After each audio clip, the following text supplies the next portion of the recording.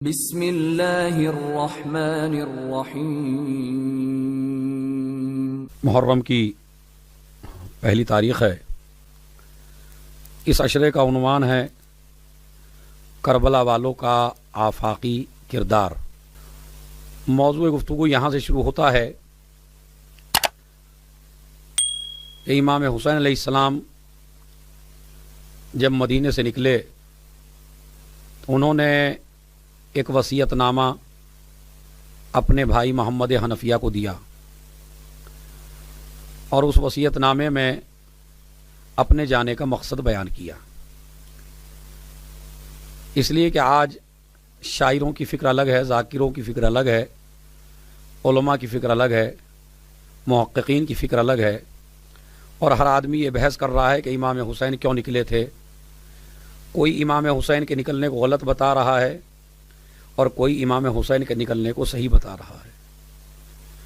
کچھ محققین ایسے ہیں جو اپنے کو محقق سمجھتے ہیں، اور کچھ مسلمان ایسے ہیں جو اپنے کو مسلمان سمجھتے ہوئے شرم نہیں آتی ان کو یہ لکھتے ہوئے کہ امام حسین نکلے کیوں تھے، اور وہ یہی کہہ دیتے ہیں چونکہ ان کی سمجھ میں مقصد امام حسین علیہ السلام آج تک آیا ہی نہیں ہے، لہٰذا وہ مسلمان لکھ دیتے ہیں کہ امام حسینی کو کیا ضرورت تھی مدینہ چھوڑنے کی، امام حسین کیوں نکلے تھے۔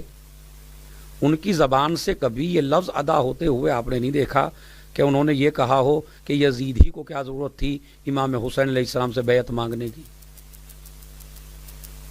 یہ تو کہہ دے گا مسلمان کہ امام حسین کیوں نکلے تھے، یہ نہیں کہے گا کہ یزید کو کیا ضرورت تھی امام حسین علیہ السلام سے بیعت مانگنے کی۔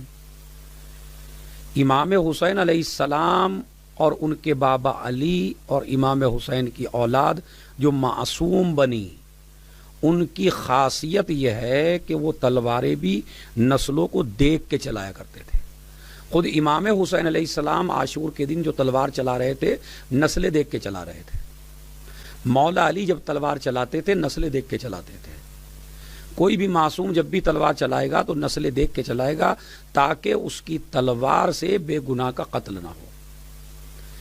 امام حسین علیہ السلام جانتے تھے کہ مسلمان لوگوں کو مس گائیڈ کریں گے، اور مسلمان میرے جانے پر اعتراض کریں گے، اور مسلمان میرے جانے کا مقصد اپنی طرف سے بیان کریں گے۔ کوئی کہے گا حکومت کے لیے نکلے، کوئی کہے گا اقتدار کے لیے نکلے، کوئی کہے گا سلطنت کے لیے نکلے۔ اسی لیے میں نے عشرے کا ٹاپک رکھا ہے امام حسین علیہ السلام یعنی کربلا والوں کا آفاقی کردار، حسین ابن علی کا کردار، جناب عباس کا کردار، حبیب ابن مظاہر کا کردار، حر کا کردار، جناب اون محمد کا کردار، اسی طرح اور جو دوسرے صحابہ ہیں بریر کا کردار، یہ انشاءاللہ آپ حضرات کی خدمت میں رفتہ رفتہ ہم بیان کرتے رہیں گے۔ لیکن امام حسین علیہ السلام نے جانے سے پہلے اپنا مقصد بیان کیا اس وصیت نامے میں۔ فرماتے ہیں انی لم اخرج عاشرا ولا بطرا ولا مفسدا ولا ظالما، نہ میں کسی تکبر کے لیے نکلا ہوں، نہ میں غرور کے لیے نکلا ہوں، نہ میں لڑائی کے لیے نکلا ہوں، نہ میں جھگڑے کے لیے نکلا ہوں، نہ میں فساد کرنے کے لیے نکلا ہوں، نہ میں کسی پر ظلم کرنے کے لیے نکلا ہوں۔ انما خرجت لطلب الاصلاح، میں صرف نکلا ہوں اپنے نانا کے دین کی اصلاح کے لیے۔ انما خرجت لطلب الاصلاح فی امت جدی رسول اللہ صلی اللہ علیہ وآلہ وسلم۔ میرے نانا کا لفظ انہوں نے کہا، میرے نانا کی امت میں جو فساد ہو رہا ہے اس کی اصلاح کے لیے میں نکلا ہوں۔ اپنا رشتہ بھی بتایا اور رسالت سے اپنی رشتہ داری کو سمجھا کے رسول کا نام بھی لیا۔ امت کے لیے کہا کہ میں اپنے نانا کی امت کی اصلاح کے لیے نکلا ہوں جو فساد پیدا ہو رہا ہے۔ ارید ان آمر بالمعروف وانہی عن المنکر، میں چاہتا ہوں کہ میں جاؤں نیکی کا حکم دوں برائیوں سے روکوں۔ واسیر بسیرت جدی و ابی، اور میں اپنے نانا اور بابا کی سیرت پر عمل کروں۔ پھر فرماتے ہیں الا وان الحق لا یعمل علیہ، حق پر عمل نہیں کیا جا رہا ہے، باطل سے روکا نہیں جا رہا ہے، یعنی باطل پہ عمل ہو رہا ہے، کوئی روکنے والا نہیں ہے، حق پر عمل نہیں ہو رہا ہے، کوئی حق کو بتانے والا نہیں ہے۔ اس لیے میں اپنے خانوادے کو لے کے جا رہا ہوں تاکہ حق کو حق کہہ سکوں، باطل کو باطل کہہ سکوں، لوگوں کو یہ بھی بتا سکوں حق یہ ہے، لوگوں کو یہ بھی بتا سکوں باطل یہ ہے، دین یہ ہے، بنایا ہوا دین یہ ہے، حقیقی دین یہ ہے، میرے نانا کا دین یہ ہے، بنی امیہ کا دین یہ ہے، تو میرے جائے بغیر تمیز نہیں ہوگی۔ یہ وصیت نامہ امام حسین علیہ الصلوۃ والسلام نے اپنے بھائی محمد حنفیہ کو لکھ کے دیا۔ سوال یہ پیدا ہوتا ہے کہ یہ محمد حنفیہ ہی کو کیوں دیا؟ آج پاکستان میں اور دوسرے ممالک میں اسی طرح کچھ افراد ایسے پیدا ہو گئے ہیں کہ جو محمد حنفیہ کو اچھی نظروں سے نہیں دیکھتے، محمد حنفیہ کے بارے میں غلط فکر رکھتے ہیں، محمد حنفیہ کے بارے میں الٹے سیدھے بیان دیتے ہیں۔ ہمارے کچھ جوانوں کو مس گائیڈ کر لیا گیا ہے اور وہ محمد حنفیہ کو برائیاں، محمد حنفیہ کو گالیاں، محمد حنفیہ پہ لعنتیں، ایسا فرقہ آج ہمارے یہاں پیدا ہو چکا ہے، ایسے جوان پیدا ہو چکے ہیں جو محمد حنفیہ کو گالیاں دیتے ہیں، لعنتیں پڑھتے ہیں، اور یہ کہتے ہیں کہ محمد حنفیہ امام حسین علیہ السلام کے ساتھ مدینے سے نکل کے کربلا کیوں نہیں گئے، جبکہ محمد حنفیہ بڑے شجاع تھے، بڑے بہادر تھے اور بہت زیادہ اچھی تلوار چلانا جانتے تھے، تو محمد حنفیہ کیوں نہیں گئے؟ لہٰذا محمد حنفیہ کا نہ جانا امام حسین کے ساتھ یہ بہت زیادہ غلط کام ہے اور وہ لعنت کے مستحق ہیں۔ ایسے ہمارے جوانوں کی فکر بنتی چلی جا رہی ہے۔ میں نے پہلے ہی آپ سے کہا کہ مجھے آپ یہ بتا دیجئے کہ محمد حنفیہ کو امام حسین علیہ السلام نے جانے کے لیے کب کہا؟ اس لیے کہ ہم جذباتی ہو سکتے ہیں، دوسرے لوگ جذباتی ہو سکتے ہیں، لیکن علی کی اولاد جذباتی نہیں ہے۔ علی کی اولاد حکم امام سے اٹھتی ہے، حکم امام سے بیٹھتی ہے۔ محمد حنفیہ کو دعوت نامہ نہیں دیا گیا ہے بھائی۔ اگر محمد حنفیہ کو دعوت نامہ دیا جاتا اور محمد حنفیہ نہ جاتے تو پھر محمد حنفیہ نے غلطی کی۔ امام حسین علیہ السلام نے مدینے سے نکلتے ہوئے محمد حنفیہ کو وصیت نامہ دے کے قیامت تک کے شیعوں کو، قیامت تک کے مسلمانوں کو اس بات کی طرف متوجہ کیا ہے، اگر میرا بھائی میری نظر میں معتبر نہ ہوتا تو میں وصیت نامہ کسی اور کو دیتا، محمد حنفیہ کو نہ دیتا، کہ جب بھی تم سے ہمارے بارے میں پوچھا جائے تو تم یہ وصیت نامہ لوگوں کے سامنے پیش کرنا اور ہماری حقانیت کی دلیلیں پیش کرنا، ہمارے جانے کا مقصد بیان کرنا، یہ امام کا سونپنا اس بات کی دلیل ہے کہ محمد حنفیہ معتبر ترین انسان ہیں، علی کے بیٹے ہیں، امام حسین کے چہیتے ہیں۔ اور اس کے بعد جب مولا علی دنیا سے تشریف لے گئے اور مولا علی نے اپنی اولاد کو وصیت کی تو محمد حنفیہ کھڑے ہوئے اور انہوں نے کہا کہ امام حسن علیہ السلام کے بارے میں اور امام حسین علیہ السلام کے بارے میں کہ بابا یہ ہمارے امام ہیں، یہ ہمارے رہبر ہیں، یہ علم میں ہم سے زیادہ ہیں، جو ان کا مقام ہے وہ دنیا میں کسی کا مقام نہیں ہے۔ کیا ان چیزوں سے محمد حنفیہ کی حقیقت آپ حضرات کے سامنے نہیں آتی؟ تو لہذا محمد حنفیہ کو امام نے وصیت نامہ دیا، ایک مسئلہ، ان کو دعوت نامہ نہیں دیا، دوسرا مسئلہ۔ تیسرا مسئلہ وہ اور زیادہ قابل غور ہے محمد حنفیہ کے لیے۔ جب محمد حنفیہ نے جانے کے لیے امام کو کہا تو امام علیہ السلام نے محمد حنفیہ سے کہا اما انت فلا، اے محمد حنفیہ تم نہیں جاؤ گے، اما انت فلا علیک ان تقیم فی المدینہ، تیرے اوپر واجب ہے کہ تم مدینے میں قائم رہو، مدینے ہی میں رہو۔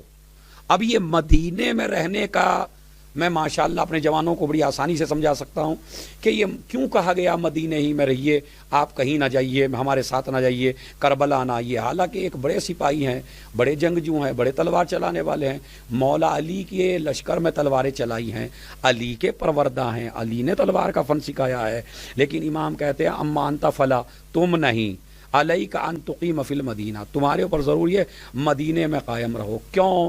اس لیے کہ ابھی آپ ذرا اسے گہرائی سے سوچئے کہ امام علیہ السلام کیوں نہیں لے گئے محمد حنفیہ کو، تو اس کا جواب یہ ہے، بڑا علمی جواب ہے، کہ جب بھی رسول خدا صلی اللہ علیہ وآلہ وسلم تشریف لے جاتے تھے مدینے سے کہیں باہر، تو مدینے کو کبھی تنہا نہیں چھوڑا۔ جب بھی گئے رسول اللہ کسی کو اپنا جانشین بنا کے گئے، کسی کو معین کر کے گئے تاکہ وہ مدینے کے حالات کو سلجھا سکے، تاکہ وہ مدینے کے جاہل کو مسئلہ بتا سکے، تاکہ وہ ان کی سربراہی کر سکے، تاکہ وہ ان کی قیادت کر سکے۔ اس لیے نبی کا دستور زندگی تھا کہ وہ مدینے کو خالی نہیں چھوڑتے تھے۔ میرا سوال ہے مسلمانوں سے، جو نبی ایک شہر کو اگر کسی دوسرے شہر میں نبی جائے تو وہ مدینے کو بغیر خلیفہ کے نہیں چھوڑتا، تو جب رسول اللہ دائمی سفر کے لیے دنیا سے جا رہے ہوں تو رسول کے اوپر واجب تھا یا نہیں تھا کہ وہ خلیفہ بنا کے جائیں، وہ جانشین بنا کے جائیں، وہ لوگوں کا امام بنا کے جائیں، وہ اعلان کر کے جائیں؟ اگر مدینے کو خالی نہیں چھوڑ سکتے تو دنیا کو اپنے خلیفہ کے بغیر کیسے چھوڑ سکتے ہیں؟ اسی لیے غدیر خم کے موقع پر علی کو ہاتھوں پہ اٹھا کے من کنتوں کا اعلان کرنا اس بات کی دلیل ہے، نہ میں نے مدینے کو تنہا چھوڑا ہے، نہ پورے عالم کو اکیلا چھوڑا ہے، کہ وہ مدینے کو خالی نہیں چھوڑتے تھے، جب جاتے تھے خلیفہ بنا کے جاتے تھے۔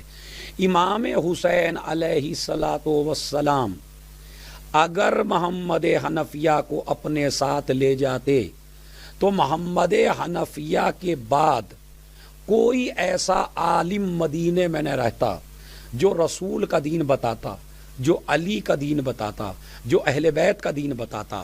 دو آدمیوں کو میرے مولا حسین نے معین کیا اپنی طرف سے، ایک جناب زینب کے شوہر جناب عبداللہ کو اور ایک جناب محمد حنفیہ کو۔ چونکہ عبداللہ بھی بہت بڑے عالم ہیں اور محمد حنفیہ بھی بہت بڑے عالم ہیں، اگر امام حسین مدینے کو تنہا چھوڑ کے چلے جاتے تو لوگ نہ جانے کس کس دین پہ عمل کرتے، حسین کا نانا کا دین مدینے میں باقی نہ رہتا، اور یہ مدینے والے شکایت کرتے اللہ سے، پروردگار تیرے نبی کا نواسا ہمارا وطن چھوڑ کے چلا گیا تھا، ہمیں دین پتہ نہیں ہے، ہمیں شریعت پتہ نہیں ہے، ہمیں اسلام پتہ نہیں ہے، ہم کرتے تو کیا کرتے جب تمہارا نواسا دین چھوڑ کے اور یہاں مدینے کو تنہا چھوڑ کے چلے گئے تھے۔ اب ہماری نمازوں کا ہم سے سوال نہ کرو، ہمارے روزوں کا ہم سے سوال نہ کرو، ہمارے دین کا ہم سے سوال نہ کرو، ہمیں کوئی بتانے والا نہ تھا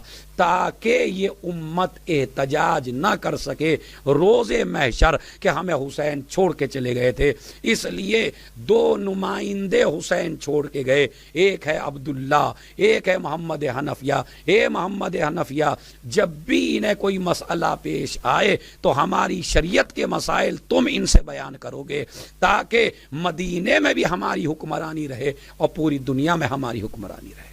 اب سمجھے آپ؟ تو پہلے دعوت نامہ نہیں دیا، جب انہوں نے خود جانے کو کہا تو روک دیا۔ کیوں روکا؟ اس لیے روکا اس لیے کہ خلیفہ کی ضرورت تھی، ایک عالم کی ضرورت تھی، ایک فقیہ کی ضرورت تھی اسلام سمجھانے کے لیے اور اسلام بتانے کے لیے۔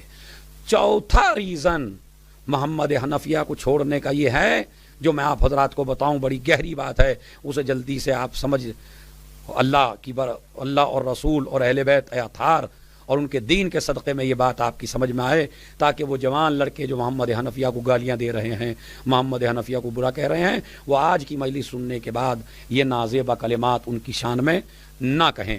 اب وہ جملہ سن لیجئے کیا ہے۔ محمد حنفیہ اگر کربلا میں جاتے تو محمد حنفیہ بھی جس طرح دوسرے بہادر شہید ہوئے، جس طرح دوسرے صحابی شہید ہوئے، اسی طرح محمد حنفیہ بھی شہید ہو جاتے۔ لیکن محمد حنفیہ کو امام حسین چاہتے تھے کہ یہ کربلا کے بعد زندہ رہے، اور اس کی وجہ یہ ہے کہ چونکہ امام سجاد علیہ الصلاۃ والسلام کو کربلا کا یہ قافلہ واپس لانا ہے شام سے، اور ہماری شہادت کے بعد اور امام سید سجاد کے زمانے میں انتقام لیا جائے گا ہمارے قاتلوں سے، شمر سے، یزید سے، جتنے بھی ہمارے قاتل ہیں ان سے انتقام لیا جائے گا۔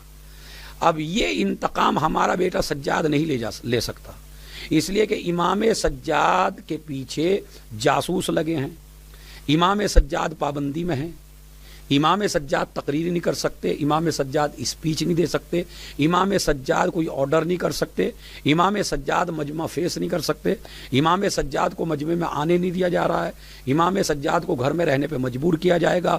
تو ایسے ماحول میں ضرورت پڑے گی مختار کو کہ آل محمد کی کوئی شخصیت ایسی ہو کہ مجھے خون حسین کے انتقام کی اجازت دے سکے۔ اس لیے جناب مختار چونکہ انتقام امام حسین لینے والے ہیں، تو اگر محمد حنفیہ کربلا میں شہید ہو جاتے تو میرے جوانوں آپ بتائیے انتقام کی اجازت کون دیتا؟ اگر امام سجاد اجازت دیتے تو امام سجاد کو قتل کر دیا جاتا یزید کی طرف سے۔ امام سجاد کو لا تعلق رکھنا تھا، امام سجاد کو بالکل الگ رکھنا تھا۔ ہر وقت جاسوس تھے، ہر وقت فوجیں تھیں، ہر وقت امام کو تقریر نہیں کرنے جاتی تھی، تقریر کرنے نہیں دیا جاتا تھا، مجمع کے سامنے آنے نہیں دیا جاتا تھا۔ حد یہ ہے کہ جو مدینے میں بھی مجلس ہوتی تھی اس مجلس میں امام سجاد نہیں جا سکتے تھے، مردوں کی مجلس ممکن نہیں تھی مدینے میں، اس لیے کہ امام سجاد کو تقریر کرنے نہیں دیا جاتا تھا۔ جناب زینب نے عورتوں کی مجلس قائم کی، اسی لیے کہتا ہوں یہ خواتین ہمارے لیے بڑی عزت ہیں ہماری۔ یہ خواتین انہوں نے اسلام پھیلایا ہے، انہوں نے عزاداری پھیلائی ہے، انہوں نے مجالس عزا پھیلائی ہے۔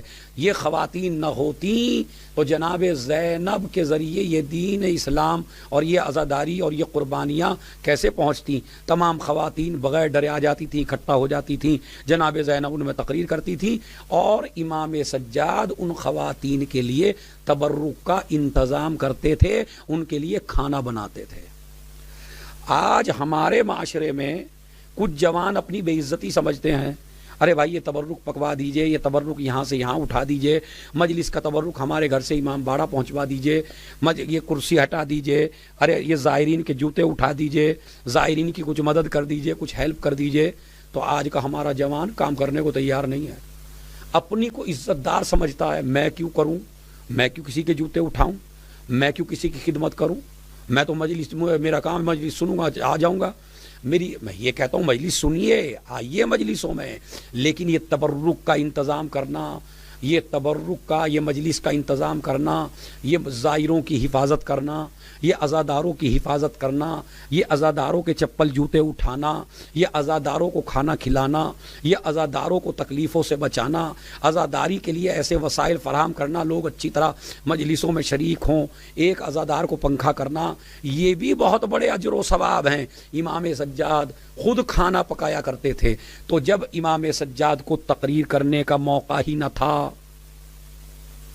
تو بتائیے مجھے جوانوں، غور کر کے بتائیے، سوچیے کہ اب انتقام لینا ہے مختار کو، مختار اجازت لے تو کس سے لے؟ اسی لیے جب مختار کا نمائندہ امام سجاد کے پاس پہنچا اور اجازت لی، پرمیشن لی، امام سجاد کے پاس جاسوس بیٹھے ہوئے تھے جو جا کے فوراً یزید کو خبر کرتے کہ ایسا ایسا ہو رہا ہے، حکومت کو خبر کر دیتے ایسا ایسا ہو رہا ہے۔ امام سجاد کے پاس جب نمائندہ پہنچا تو امام سجاد نے کہا مجھ سے بڑے میرے چچا محمد حنفیہ ہیں اور امام حسین ان کے بھائی تھے، اور جو بھی حق ہے انتقام کا، لینے کا یا کسی بھی طرح کا، وہ مجھ سے زیادہ رابطہ ہے محمد حنفیہ سے، تو اگر اجازت لینی ہے تو محمد حنفیہ سے لیجئے۔ تو لہذا محمد حنفیہ سے نمائندہ محمد حنفیہ کے پاس پہنچا، محمد حنفیہ چونکہ سرپرست تھے انہوں نے اجازت دی، اجازت کی وجہ سے یہ انتقام جناب مختار نے لیا۔ اب سمجھے امام حسین علیہ الصلوۃ والسلام کیوں نہیں لے گئے محمد حنفیہ کو اپنے ساتھ کربلا میں؟ اس لیے کہ انتقام کی اجازت لینے کے لیے کوئی بزرگ آل محمد کا باقی نہ رہتا، کوئی سرپرست باقی نہ رہتا، بس جس کی وجہ سے، جس کی پرمیشن سے شمر، ابن زیاد اور امام حسین کے سارے دشمنوں کو مختار نے تہ تیغ کر کے رکھ دیا، اس حکم دینے والے کا نام محمد حنفیہ ہے۔ اس لیے جو انتقام، پورا انتقام مختار ٹکا ہوا ہے، جناب محمد حنفیہ پر، مگر جناب محمد حنفیہ کو بھی یہاں بھی بدنام کیا گیا، اور جناب مختار کو بھی بنی امیہ نے بدنام کیا۔ کسی نے کہا کہ یہ مختار تو امام سجاد کو نہیں مانتے، بلکہ مختار تو امام مانتا ہے جناب محمد حنفیہ کو، چونکہ پرمیشن انتقام کی لی تھی محمد حنفیہ سے، تو اس لیے لوگوں نے اعتراض کیا کہ مختار امام سجاد کو امام نہیں مانتے، ان کو امام مانتے ہیں۔ اور ایسی فکر بھی پیدا ہو گئی اسی زمانے میں کہ لوگ سمجھنے لگے کہ چونکہ انتقام کا حکم دیا محمد حنفیہ نے، لہذا یہی امام ہیں، اور کچھ لوگ ایسے اس نظریے کے پیدا ہو گئے کہ محمد حنفیہ کو امام ماننے لگے اور امام سجاد کو امام نہ مانا، وہیں سے ایک فرقہ چل گیا۔ یہ اسی پرمیشن کا نتیجہ تھا۔ اس فرقے کو مٹانے کے لیے محمد حنفیہ نے ایک دن بلایا امام سجاد کو کہ بیٹے امام تو آپ ہیں، لیکن یہ کچھ لوگ مجھے امام مان رہے ہیں، تو اگر میں ان 4-5 آدمیوں میں اعلان کروں میں امام نہیں ہوں تو میری بات کوئی نہیں مانے گا۔ بیٹا ایسا کرو، ہم اور تم حج پہ چلیں۔ امام سجاد اور محمد حنفیہ حج پہ گئے، بھیڑ بہت زیادہ تھی۔ محمد حنفیہ میں اور ان میں یہ بات طے ہو چکی تھی کہ بیٹے میں اعلان کروں گا کہ میں امام ہوں، تم کہنا کہ میں امام ہوں، اور فیصلہ چھوڑ دیں گے حجر اسود پر۔ لہٰذا حج کا موسم آیا، چچا بھتیجے حج پہ پہنچے، مجمع اکٹھا ہوا۔ اسی لیے میں کہتا ہوں اپنے جوانوں، تم حج پہ ضرور جایا کرو، علی والو حج پہ ضرور جایا کرو، اس لیے کہ جب عام مسلمان حج پہ جاتا ہے تو مسلمان خوش ہوتا ہے کہ میں حج پہ گیا، لیکن جب علی والا حج پہ جاتا ہے تو کعبہ خوش ہوتا ہے آج ہمارے والا آ گیا۔ اگر محمد حنفیہ واقعاً امامت کا دعویٰ کرتے تو فیصلہ کرواتے لوگوں سے، فیصلہ کرواتے دنیا والوں سے، فیصلہ کرواتے صحابہ سے۔ وہاں ان کی ٹیم تھی، یہ کہتے ان سے پوچھ لو، اس مجمع سے پوچھ لو، ووٹنگ کر لو، لوگوں کے ووٹ ڈلوا لو، تم کو زیادہ مانے تم امام، ہمیں زیادہ مانے ہم امام۔ مگر محمد حنفیہ نے ایسا کچھ نہیں کیا، لوگوں کو وکیل نہیں بنایا، لوگوں پہ مسئلہ نہیں چھوڑا، جس سے عقیدہ محمد حنفیہ کا پتہ چلتا ہے کہ محمد حنفیہ بتانا چاہتے تھے خلافت لوگوں کے بنانے سے نہیں ملتی، اللہ کے دینے سے ملتی ہے۔ چونکہ یہ جنت کا پتھر ہے اور جنت کا پتھر جھوٹ نہیں بولتا، اور یہ جو حجر اسود لگایا گیا ہے کعبے میں، یہ اسی لیے تو لگایا گیا تاکہ یہ گواہ بنے۔ جتنے لوگ بھی حاجی ہیں، جتنے لوگ بھی عمرے پہ جاتے ہیں، جتنے لوگ بھی جاتے ہیں وہاں حج کرنے کے لیے، کعبے کی زیارت کے لیے، حجر اسود کو بوسہ دیتے ہیں تو یہ ان کے بوسے کو محفوظ کر لیتا ہے، اور بارگاہ خدا میں یہ حجر اسود گواہی دے گا کہ پروردگار اس مومن نے میرا بوسہ لیا اور یہ تیرے گھر کی زیارت کے لیے آیا تھا۔ تو جو پوری دنیا کے مسلمانوں کا گواہ ہو اس سے گواہی دلواؤ، اس لیے کہ یہ جھوٹ نہیں بولتا۔ محمد حنفیہ نے پوری دنیا میں ایک پیغام اور عام کیا، یہ پتھر جنت کا ہے، جنت کا پتھر جھوٹی گواہی نہیں دے سکتا۔ صحیح بخاری اور صحیح مسلم اور صحیح ترمذی میں حدیث ہے، الحسن والحسین سیدہ شباب اہل الجنہ، حسن و حسین جنت کے جوانوں کے سردار ہیں۔ تو اگر جنت کا پتھر جھوٹ نہ بولے تو جن کو جنت کا سردار بنایا ہو اگر وہ ماں کے مسئلے میں گواہی دے تو اس کا مطلب ہے جب پتھر جھوٹ نہیں بولتا تو سردار کیسے، جنت کے سردار کیسے جھوٹ بولیں گے؟ کہا یہ جنت کا پتھر ہے، اور یہی حجر اسود وہ ہے کہ جس کو ایک وقت خلیفہ نے کہا تھا کہ اے پتھر تو پتھر ہے، نہ تو کسی کو فائدہ دے سکتا، نہ تو کسی کو نجات دے سکتا، نہ کسی کو تو نقصان پہنچا سکتا، میں تو تجھے اس لیے بوسہ دے رہا ہوں کہ رسول دیتے تھے۔ ایک مرتبہ میرے مولا نے کہا خبردار یہ جملہ نہ کہنا، یہ عام پتھر نہیں ہے، یہ جنت کا پتھر ہے، جنت کے پتھر کا مقابلہ دنیا کا نہیں کر سکتی۔ اما جب پتھروں کا مقابلہ نہ کر سکے تو سرداروں کا مقابلہ کیا کرے گی؟ صلوات بھیج دیں محمد اور آل محمد۔ اب آپ سمجھے؟ کہا کہ بیٹا گواہی دلواؤ، کہا آپ بڑے ہیں چچا آپ جائیے۔ محمد حنفیہ حجر اسود کے پاس گئے اور جا کے کہا کہ میں امام ہوں، اگر میں امام ہوں تو تم بول سکتے ہو اور میری گواہی دو کہ میں امام ہوں یا نہیں۔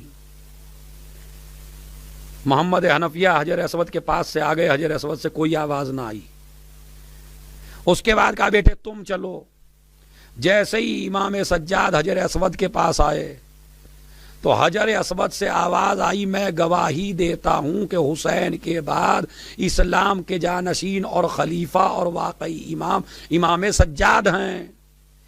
محمد حنفیہ کا حجر اسود سے گواہی دلوانا اس بات کی دلیل ہے کہ ہم لوگوں سے گواہی نہیں دلواتے، اس لیے کہ لوگ رشوت میں بک سکتے ہیں، حجر اسود بکنے والا نہیں ہے۔ تو اگر وہ امام سجاد کی امامت کو اللہ کا دیا ہوا حق نہ سمجھتے تو وہ لوگوں سے گواہی دلواتے اور نہ مانتے حجر اسود کی بات بھی امامت کا دعویٰ کر بیٹھتے۔ تو یہ بھی غلط ہے کہ انہوں نے امامت کا دعویٰ کیا تھا، امامت کا دعویٰ نہیں کیا تھا، بلکہ لوگوں کو دکھانے کے لیے، چونکہ لوگ ماننے لگے تھے مختار کو انتقام کی اجازت دینے کی وجہ سے کہ یہی واقعاً خلیفہ ہیں اور یہی امام ہیں، اس لیے اس مسئلے کو بھی رد کیا گیا۔ جنگ جمل میں یا صفین میں جب تلوار چل رہی ہے تو ہر جگہ منافق ہوتے ہیں، ہر جگہ فتنہ برپا کرنے والے ہوتے ہیں، ماں باپ کو لڑانے والے اولاد سے، اولاد کو لڑانے والے ماں باپ سے، ایسے ہر جگہ ہوتے ہیں۔ ایسا تھا ایک آدمی، اس نے کہہ دیا محمد حنفیہ تیرا بابا علی تجھے مروانا چاہتا ہے، وہ جنگ میں حسن و حسین کو تو بھیجتا نہیں ہے اور تجھے جنگ میں بھیج دیتا ہے۔ محمد حنفیہ کی محبت دیکھیے، محمد حنفیہ کا عقیدہ دیکھیے۔ ایک مرتبہ محمد حنفیہ نے کہا کہ بھائی مجھے یہ بتا، اگر تو میدان جنگ میں ہو اور میدان جنگ میں کوئی آدمی تیری آنکھوں پہ تیر مارے، اگر تو میدان جنگ میں ہو اور کوئی آدمی، کوئی سپاہی تیری آنکھوں پہ تیر مارے تو یہ بتا تیر کیسے روکے گا؟ اس نے کہا کہ میں اپنا ہاتھ بڑھاؤں گا، آنکھوں کے سامنے لے آؤں گا۔ محمد حنفیہ نے کہا حملہ تو ہوا آنکھوں پر، تو ہاتھ سے کیوں روکے گا؟ کہا اس کی وجہ یہی ہے، جب حملہ آنکھوں پر ہوتا ہے تو روکنے کے لیے ہاتھ لائے جاتے ہیں۔ ارے میں توجہ چاہتا ہوں، روکنے کے لیے ہاتھ لائے جاتے ہیں، ہاتھوں سے روکا جاتا ہے تیروں کو، آنکھوں سے تیروں کو نہیں روکا جاتا۔ کہا ملعون تو نے خود ہی فیصلہ کر دیا کہ جب آنکھوں پہ حملہ ہو تو ہاتھوں سے روکا جاتا ہے۔ میں اپنے بابا کا ہاتھ ہوں اور حسن و حسین میرے بابا کی آنکھیں ہیں، اور جب آنکھوں پہ حملہ ہو تو ہاتھوں سے روکا جاتا ہے۔ صلوات پڑھ دیں محمد اور آل محمد۔ جب گھر سے چلیے تو 3 جملے کہہ کے گھر سے چلیے، اور یہ عمل بھی بتا رہا ہوں آپ کو میں، چونکہ ہم اس زمانے میں بہت زیادہ پریشان بھی ہیں، جتنے بھی شیعہ ہیں، جتنے مسلمان ہیں پریشان ہوتے ہیں۔ کبھی اقتصادی پریشانی، کبھی بیٹیوں کی شادی کی پریشانی، کبھی جاب نہیں ملتی، ادھر جاتے ہیں کام پہ گئے کام نہیں ملا، صبح کو گئے کمانے کے لیے کچھ لے کے نہ آ سکے، بیٹیوں کی ٹینشن، بچوں کی ٹینشن، گھر کی ٹینشن، جاب کی ٹینشن، یہ ساری ٹینشنیں اگر آپ اپنا رابطہ کربلا سے کر لیں تو یہ ساری ٹینشن، ساری مصیبتیں کم ہو سکتی ہیں۔ سفر پہ جائیے، جاب کے لیے جائیے، کام کی تلاش میں جائیے، بچیوں کے شادیوں کی تلاش میں جائیے، اچھے رشتے کی تلاش میں جائیے۔ سب سے چھوٹا سا کام ہے، سب سے چھوٹا سا کام جس کی وجہ سے آپ کے کام بھی ہوں گے اور آپ کا رابطہ حسین سے مضبوط بھی ہوگا۔ جب آپ اپنے گھر سے نکلیے 3 جملے کہیے، السلام علیک یا ابا عبداللہ، السلام علیک یا ابن رسول اللہ، السلام علیک یا ابن امیر المومنین، اور اس کے بعد السلام علیک یا ابن فاطمہ الزہرا سلام اللہ علیہا۔ یہ 4 سلام، السلام علیک یا ابا عبداللہ، یا ابن رسول اللہ، یا ابن امیر المومنین، یا ابن فاطمہ الزہرا سلام اللہ علیہا۔ اور اگر آپ اوروں کو بھی شامل کریں، السلام علیک و علی جدک و ابیک و علی امک و اخیک و علی الائمۃ المعصومین، مثلا سارے اماموں پہ ہو جائے گا۔ لیکن یہ سلام ضرور کرنا، آپ کو یہ نہ کر سکتے ہوں تو آپ السلام علی الحسین و علی علی ابن الحسین و علی اولاد الحسین و علی انصار الحسین، یہ بھی 4 فقرے ہیں۔ جب بھی گھر سے نکلیے، جب بھی نکلیے، اور اگر کسی کام کے لیے نکلے ہوں تو آپ اس زیارت کو اسی نیت سے پڑھیے. یہ کمال ہے اس زیارت کا. یعنی بیٹیوں کی شادی کے لیے نکلے تو نیت کر لیجئے مولا یہ سلام میں آپ کو اس غرض سے کر رہا ہوں, میرا یہ کام ہے, مولا میری پریشانی دور فرمائیے, مولا مجھے جاب نہیں ہے, میں آپ کو یہ سلام کر رہا ہوں تاکہ میری جاب لگ جائے. آپ رابطہ مضبوط کریے, پہلے وضو کریے مجلس میں آنے سے پہلے, اس کے بعد گھر سے نکلیے سلام کریے, نیت کر لیجئے کس کے لیے پڑھ رہے ہیں. گھر سے نکلیے صلوات پڑھتے ہوئے آئیے, صلوات پڑھتے ہوئے جائیے. اے نانا یہ دنیا مجھے تیرے ساتھ نہیں رہنے دیتی, نانا تیری قبر پہ چراغ کون جلائے گا, نانا میں تمہارے بغیر نہیں رہ سکتا.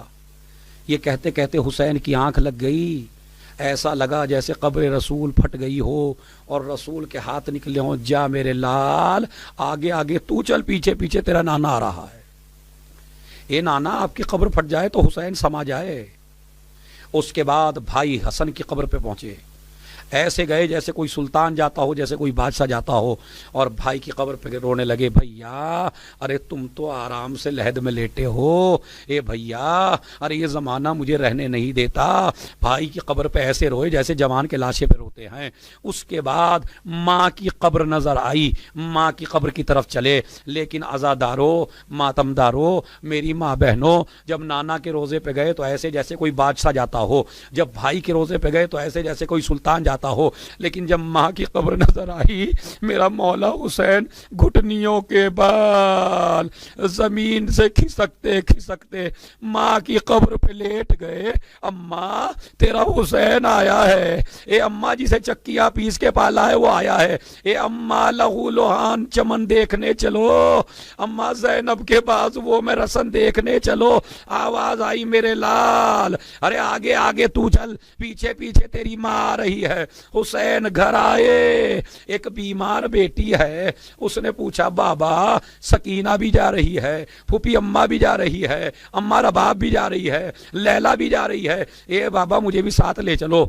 حسین نے منع کر دیا. اور جب کسی نے پوچھا مولا جب سب جا رہے ہیں سغرا کو کیوں لے کے نہیں جاتے, تو میرے امام نے وجہ بتائی. میرے استاد محترم نے پڑھا, وہ کہتے ہیں کہ امام نے کہا کہ میں سغرا کو اس لیے لے کے نہیں جاتا کہ ان بیبیوں کو بازاروں میں جانا ہے, درباروں میں جانا ہے. ارے میری سغرا کی شکل میری ماں فاطمہ سے ملتی ہے, ارے میں نہیں چاہتا میری ماں کی تصویر بازاروں درباروں میں پھرائی جائے. سغرا کہتی ہے بابا ارے اگر اس لیے نہیں لے جاتے کہ میں دوا مانگوں گی تو بابا میں دوا کا سوال نہیں کروں گی. اے بابا اگر آپ کے پاس سواری نہ ہو, ارے میں یہ نہیں کہتی کہ ہماری میں بٹھا دو, بابا مجھے فضا کی سواری میں بٹھا دو. صورت خادمہ جاؤں گی مجھے لے چلیے, منہ سکینہ کا دھلاؤں گی مجھے لے چلیے. کس کو کہتے ہیں دوا نام نہ لوں گی بابا, لوریاں آپ کے معصوم کو دوں گی بابا. اے بابا میرا دل گھبرائے گا, اے بابا میں پریشان ہو جاؤں گی, اے بابا آپ کی یاد میں مر جاؤں گی. حسین نے کہا سغرا ارے جب طبیعت کو پریشان سپانا سغرا, اپنی دادی کی لحد پر چلی جانا سغرا. حسین نے سغرا کو نہ لیا,